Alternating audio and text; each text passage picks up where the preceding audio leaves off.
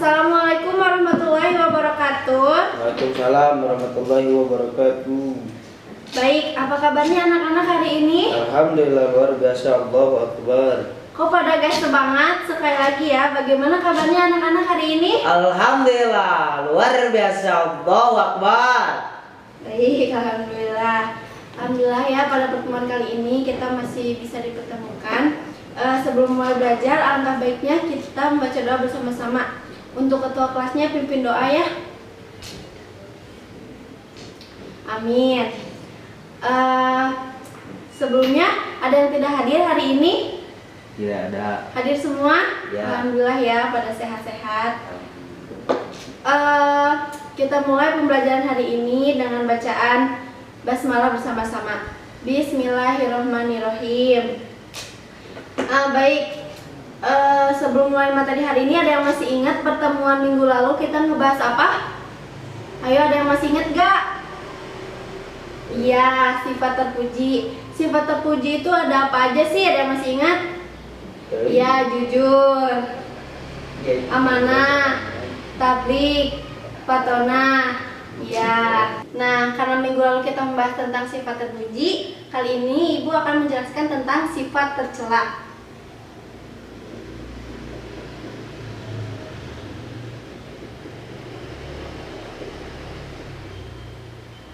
Apa aja sih sifat tercela?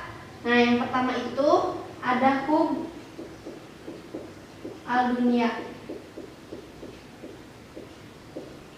Yang kedua ada sombong.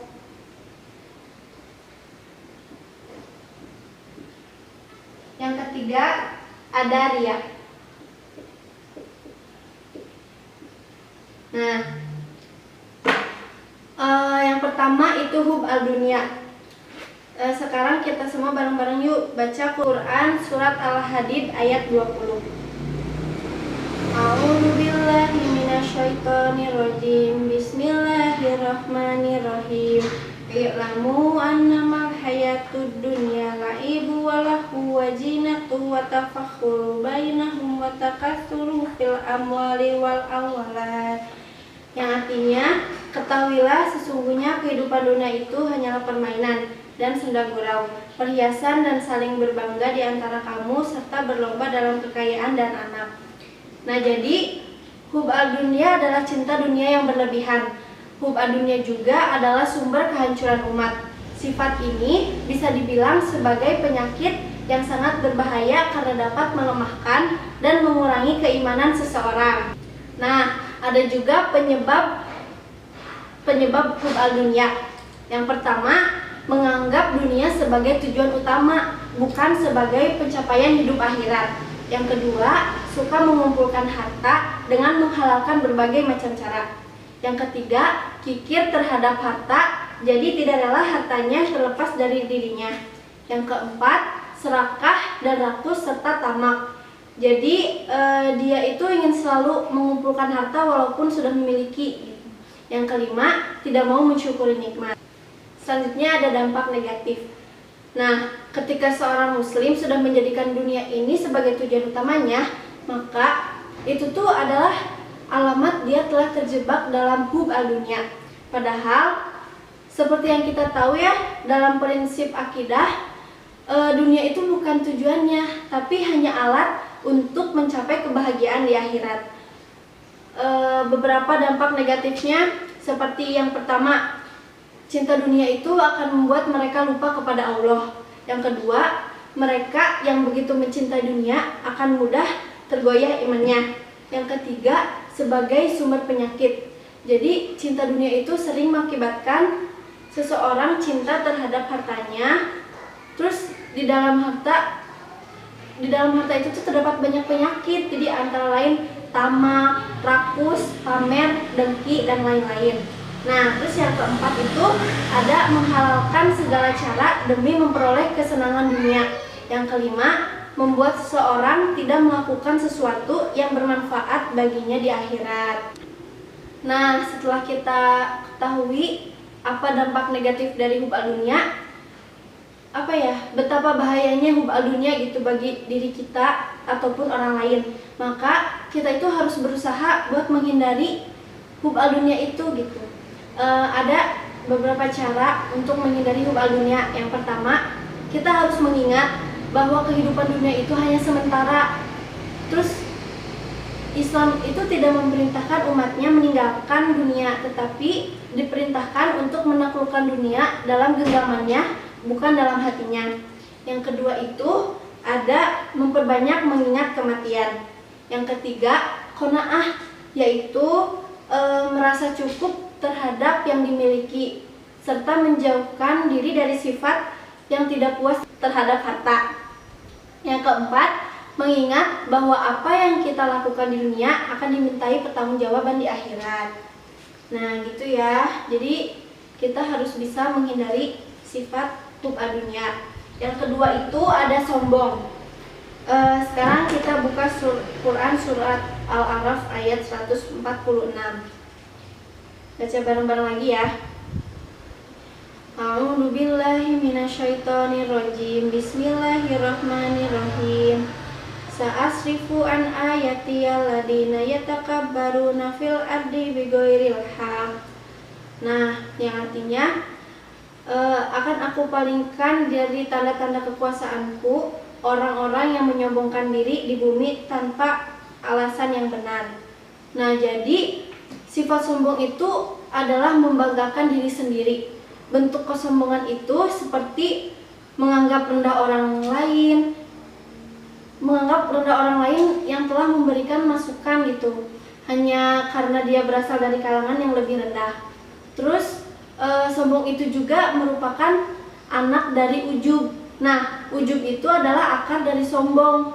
Jadi ujub itu melahirkan sombong. Ada pula perbedaan dari ujub dan sombong. Kalau ujub itu tidak memerlukan orang lain, sedangkan sombong membutuhkan orang lain sebagai pembandingannya. Nah, selanjutnya ada sebab-sebab sifat sombong. Yang pertama, merasa apa yang diucapkannya itu benar. Jadi dia tuh selalu merasa benar sama apa yang dia ucapkan. Jadi sehingga dia itu menganggap orang lain itu salah gitu. Yang kedua, gila pujian. Jika mengetahui banyak orang yang memujinya, dia itu merasa girang gitu. Girangnya tuh bukan main dan bertambah keangkuhannya. Yang ketiga, merasa banyak ilmu, banyak harta. Namun lebih fatalnya ada orang yang tidak kaya tapi dia bersikap sombong. Yang keempat, amal dan ibadah. Jadi ia itu merasa hidupnya selamat sampai akhirat, sedangkan orang lain dianggap tidak selamat.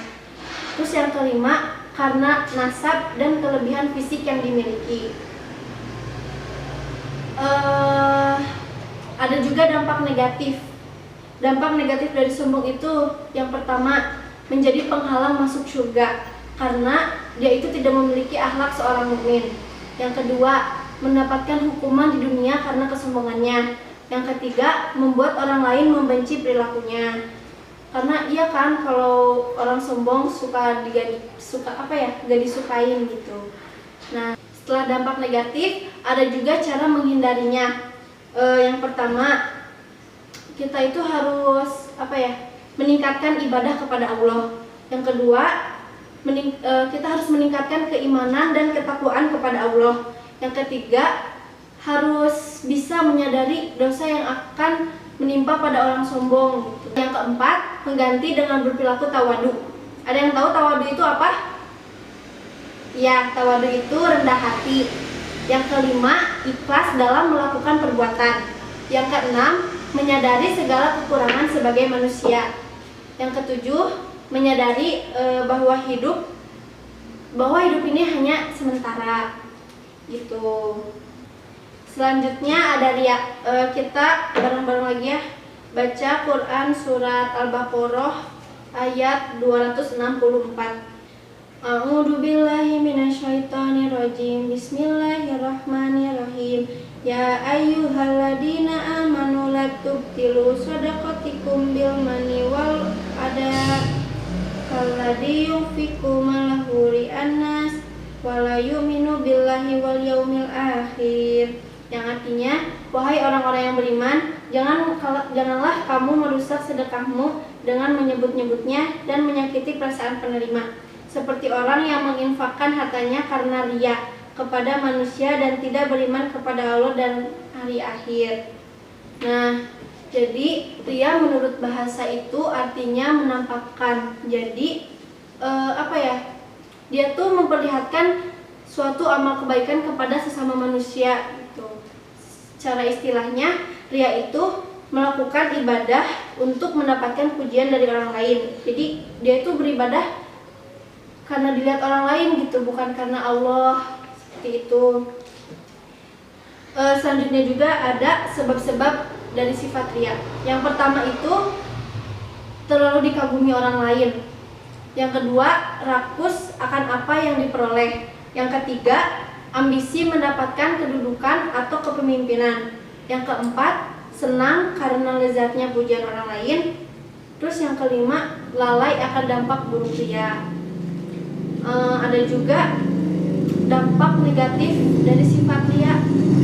Yang pertama, riya itu lebih bahaya daripada fitnah dajjal. Yang kedua, riya bisa menyebabkan nilai amal soleh hilang. Yang ketiga, mereka ini tidak mendapat manfaat di dunia dari usaha-usaha mereka dan tidak pula mendapat pahala di akhirat. Yang keempat, akan merasa hampa dan kecewa apabila perhatian dan pujian yang ia harapkan ternyata tidak didapatnya.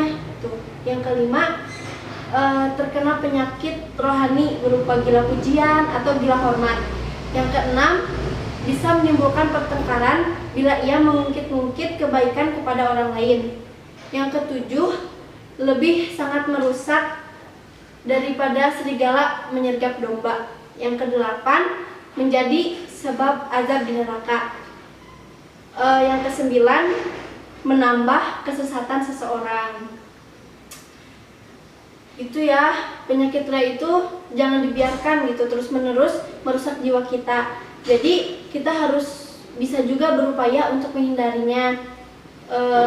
Beberapa cara untuk menghindarinya itu kita yang pertama bisa memperbaiki niat ibadah semata-mata karena Allah. Yang kedua, menghindari sikap suka memamerkan perbuatan baik.